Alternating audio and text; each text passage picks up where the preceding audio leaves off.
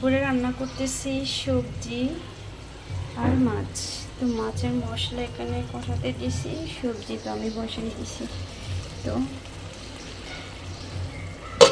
আমার কিচেনের জানলা দিয়ে এই ভিউটা দেখা যায়, তার কি সামনের দিকে পড়ছে কিচেনটা। চিকেন কাটতে হবে, এগুলা আজকে রান্না করবো না, জাস্ট কেটে রেখে দিব। তো আমার কিচেনের অবস্থা দেখুন। তবে আমার বাইরের ভিউটা দেখে দেখে রান্না করতে ভালোই লাগে।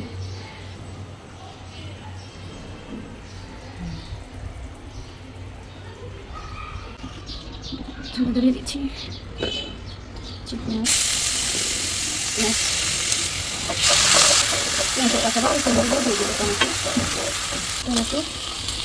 টমেটো একটু বেশি করে দেব, লবণ লবণ টমেটো ভালো করে মিশিয়ে নিয়ে টমেটো একটু নরম হয়ে আসলে তারপর বাকি উপকরণগুলো দিয়ে দিব।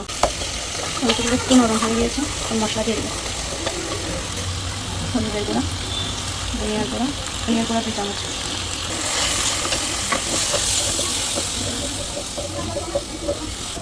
দিচ্ছি অল্প পানি, দিয়ে দিব কাঁচামরিচ বাটা।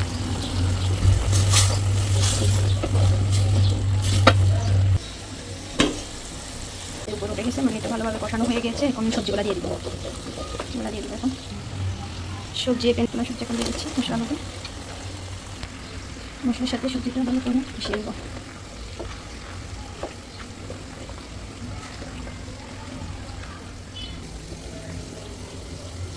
এখানে আমি আর কোনো পানি দিব না, সবজির পানি দিয়ে সবজিগুলো সিদ্ধ হয়ে যাবে। এখন ঢাকনা দিয়ে দিব।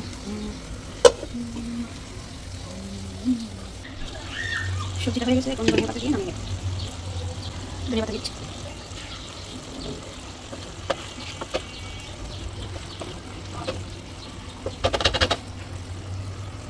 দিয়ে দিচ্ছি রান্না তেল। মাছের কাঁচা পাতা চলে গেলে দিয়ে দিব টমেটো, লবণ। টমেটো নরম হয়ে আসলে মশলা দিয়ে দিব। টমেটোগুলো নরম হয়ে গেছে, পর্যায়ে এখন মশলা দিয়ে দিব। হলুদের গুঁড়া, মরিচের গুঁড়া, অল্প পরিমাণে ধনিয়ার গুঁড়া।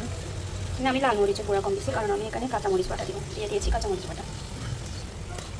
সবগুলো মশলা ভালোভাবে কষিয়ে নেব। কষিয়ে নেওয়া হয়ে গেছে, এই পর্যায়ে এখন মশলা দিয়ে দেবো। মাছের সাথে একটা আলু দিয়েছি, আমার সব তরকারিতেই আলু ছাড়া চলে না। মশলার সাথে মাছগুলো ভালোভাবে মিশিয়ে ঢাকনা দিয়ে দেবো। দিয়ে দিচ্ছি পানি পরিমাণ মতো।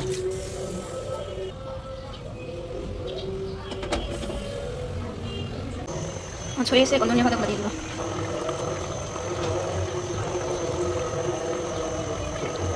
চুলা বন্ধ করে দেবো, মাছ হয়ে গেছে।